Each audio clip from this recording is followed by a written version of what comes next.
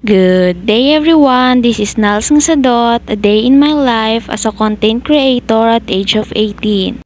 For my first vlog, itutur ko nga pala kayo sa Old Rock ng Pangasinan. 2 hours later.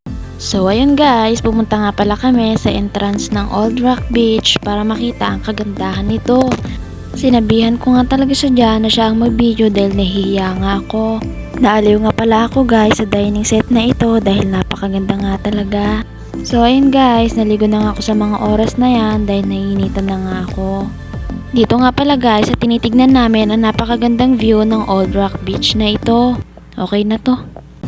Nang matapos nga pala akong maligo, inabot na ako ng gabi kaya nagmuni-muni ako sa tabi ng dagat at tinitignan ang napakagandang view.